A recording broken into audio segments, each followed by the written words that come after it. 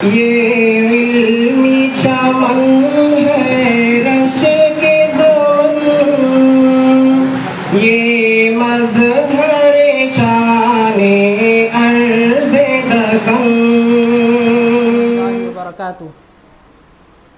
نحمده ونصلي على رسوله الكريم، اما بعد فاعوذ بالله من الشيطان الرجيم، بسم الله الرحمن الرحيم۔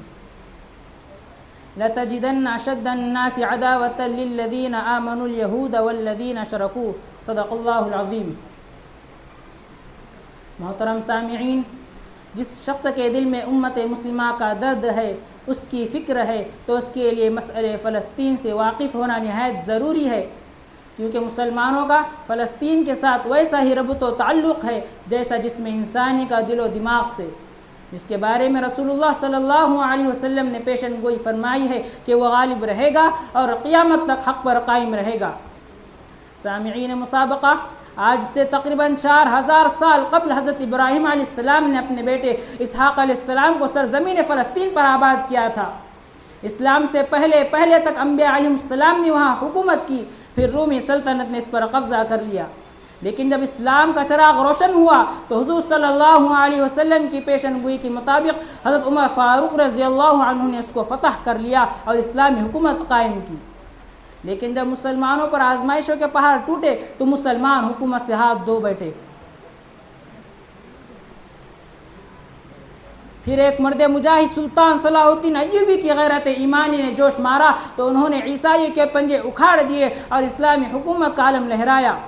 لیکن افسوس صد افسوس، سن 1914 کی جنگ عظیم کے نتیجے میں مسلمانوں کی خلافت کا خاتمہ ہوا تو برطانوی حکومت نے سن 1917 میں سرزمین فلسطین پر قبضہ کر لیا، اور یہ حکومت مسلسل یہودیوں کی پشت پناہی کرتی رہی، یہاں تک کہ سن 1948 میں اعلان بالفور کے تحت باضابطہ طور پر اسرائیلی ریاست کے قیام کا اعلان کیا گیا۔ تو ان ظالم یہودیوں نے فلسطین کے 77% زمین پر ناجائز زبردستی قبضہ کر لیا، اور اس ناجائز قبضے کی اصل وجہ یہ ہے کہ یہودی اپنے آپ کو انبیاء علیہ السلام کی اس زمین کا اصل حقدار مانتے ہیں اور دعویٰ کرتے ہیں کہ ہم توحید پرست ہیں، ہم انبیاء کے وارث ہیں۔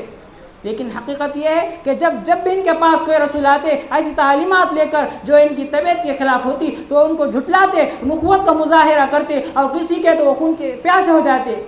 یہ کیسے انبیاء کے وارث بن سکتے ہیں؟ بلکہ اس کے اصل حقدار تو ہم مسلمان ہیں جو اللہ کو وحدہ لا شریک مانتے ہیں، انبیاء علیہ السلام کو معصوم گردانتے ہیں، ان کی لائی ہوئی تعلیمات پر ایمان لاتے ہیں۔ ارض مقدس کے اصل حقدار فلسطینی مسلمان ہی ہے۔ اس حقیقت کے باوجود فلسطین پر ناجائز قبضہ کرنے کے لیے ان ظالموں نے مسلمانوں پر بے انتہا ظلم کیے۔ کئی دن کی متواتر بمباری اور میزائلوں کی بارش میں نہ جانے کتنے گھروں کے چراغ گل ہو گئے، کتنے بچے یتیم ہو گئے، کتنی مائیں بیوہ ہو گئی، کتنے سہاگ اجڑ گئے۔ آج پورا فلسطین لہو میں ڈوبا ہوا ہے، انسانیت دم توڑ رہی ہے، لیکن آج مغربی میڈیا میں صرف اور صرف اسرائیلی ہلاکت کو بڑا چڑھا کر پیش کیا جا رہا ہے، اور غزہ کی ہلاکت کا سبب آفات سماوی کو ٹھہرایا جا رہا ہے۔ اسرائیلی 200 بچوں کے سر قلم کرنے کی غیر مصدقہ خبر کے ذریعے مغرب کے جذبات کو بھڑکایا جا رہا ہے۔ حاصل یہ ہے کہ ظالم کو مظلوم اور مظلوم کو ظالم ٹھہرایا جا رہا ہے۔ آخرکار کب تک کہ ظلم کی بھٹی دہکتی رہے گی؟ کب تک اقوام متحدہ خاموش تماشائی کا کردار ادا کرتی رہے گی؟ اسلامی ممالک کب تک ان فلسطینیوں کی لاشوں کا نظارہ کرتے رہیں گے؟ کیا عالمی برادری اور انسانی حقوق کی تنظیمیں مر چکی ہے؟ آج ہر فلسطینی کی تصویر اسرائیلی صفاقی اور عالمی برادری کی بے حسی کا منہ بولتا ثبوت ہے۔ ان امن کے رکھوالوں سے دنیا پوچھتی ہے کہ کب تم غزہ کی جنگ کو اپنی جنگ سمجھو گے؟ کب تم غیرت دینی سے دشمنوں کو للکارو گے؟ کیا تمہیں بھوک سے بلبلاتے بچوں کی چیخیں سنائی نہیں دیتی؟ اٹھو، میدان عمل میں آؤ، ان ماؤں کی دعائیں بنو، ان بہنوں کی ردائیں بنو، قوم کا قیمتی سرمایہ بنو۔ آج بھی لاکھوں انسان بے بسی کے عالم میں اپنی قسمت کے فیصلے کے منتظر ہے۔ سامعین مسابقہ، کیا فلسطین کا غم لازوال ہے؟ کیا اس خزاں کے لیے کوئی بہار نہیں؟ کیا اس زخم کے لیے کوئی مرہم نہیں؟ کیا اس بسمل کے لیے کوئی مسیحا نہیں؟ کیا اس فلسطین کی بازیابی ممکن نہیں؟ یہ بات کان کھول کر سن لو کہ فلسطین کی بازیابی اب امن کی پیشکش کے ذریعے بالکل بھی ممکن نہیں ہے۔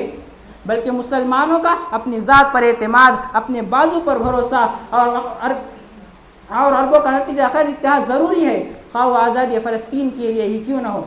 لہٰذا دنیا کے تمام ممالک اور مسلمانوں کا یہ انسانی اور اخلاقی فریضہ ہے کہ وہ فلسطینی عوام کی مزاحمت کی حمایت اور حفاظت کے لیے پیش قدمی کرے اور ایسی تحریک کو جنم دے جس کے نتیجے میں سرزمین فلسطین سے ان ظالموں کا خاتمہ ہو جائے۔ مسلمانوں سنبھل جاؤ، سنبھل جانے کا وقت آیا۔ مسلمانوں سنبھل جاؤ، سنبھل جانے کا وقت آیا۔ بہت سوئے ہو تم، اب ہوش میں آنے کا وقت آیا۔ جلا ڈالی تھی تم نے کشتیاں اندلس کے ساحل پر، جلا ڈالی تھی تم نے کشتیاں اندلس کے ساحل پر، مسلمانوں وہی تاریخ دہرانے کا وقت آیا۔ وآخر دعوانا ان الحمد للہ رب العالمین۔